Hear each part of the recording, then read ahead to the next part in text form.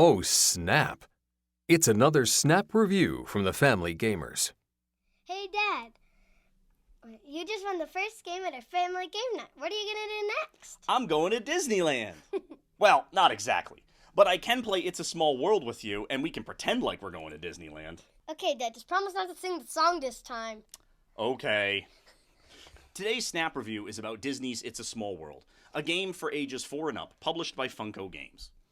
Based on the beloved theme park attraction of the same name, It's a Small World is a surprisingly excellent game for little ones and parents to enjoy together as they join the happiest cruise that ever sailed around the world. Now, before we get into the game itself, let's just take a moment to admire the art and the components.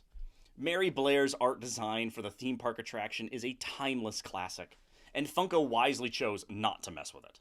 This is a flawless replica of the source material, and it is an absolute delight to open this box, set it up, and soak it in. Look how cute the animals are. Everything is bright, colorful, and whimsical. This is a game for preschoolers and young elementary kids, and the components have this really solid heft to them to make you feel good about their durability. The boats are even hard to tip over. At heart, It's a Small World is a seek and find game, where your team works together to match the most picture cards to the scenes you can see from your boat. Everyone who plays is split up into just 2 teams. That means there's a lot of working together. That's right. And like the actual theme park ride, your boat slowly meanders through a series of rooms. You can only score a picture card if what you see on the card is also in the scene in your room. Now, on your team's turn, you move your boat 1 space and draw the number of cards shown on the space. Most of the cards are pictures for you to find. Right, but there are 2 kinds of special cards.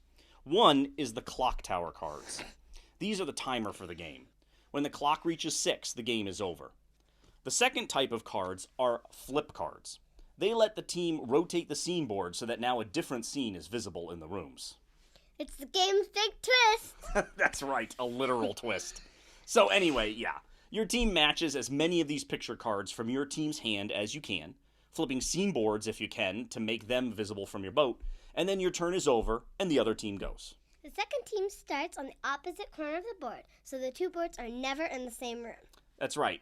And if there's any negative to this game, it's that you can't see all the rooms from one seat at the table. But this does encourage kids to get up and move around and keep them active while they're playing. So, Dad, what do you think this game is going to be like when we first set it up? Well, when we first laid out the board, you might think it's going to be a Disney-themed Candyland, and I don't mean that in a good way. The adults were expecting a slow-paced game, one that wouldn't require a lot of thinking on our part and would take way too long to finish. And I thought it would be too hard for my little sister and she'd quit.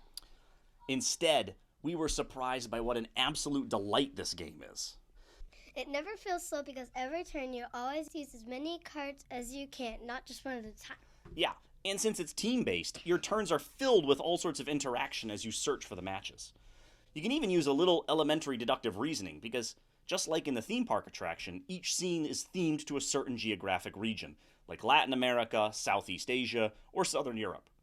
So asking your kids to think about the geography, or even just the color scheme of the card in their hand, can give them a clue about whether or not they're going to find its match in the scenes in the room. The game is also really quick. Yeah, Funko says like 20 minutes, but we were often finished in 15 or less. Though the river on the game board looks pretty long, the clock cards come up so often that you frequently don't make it past the halfway point. The game is really engaging for the parents too, because we can especially try to help out with remembering what's on the other side of the wall, or giving a 3-second geography lesson as a clue. Elephants do not live in Canada, people. We can't say enough about how great this game is. It hits its target audience perfectly in art style, durability, difficulty level, game length, and engagement. We rate 5 happy villagers out of 5. And that's It's a Small World in a snap.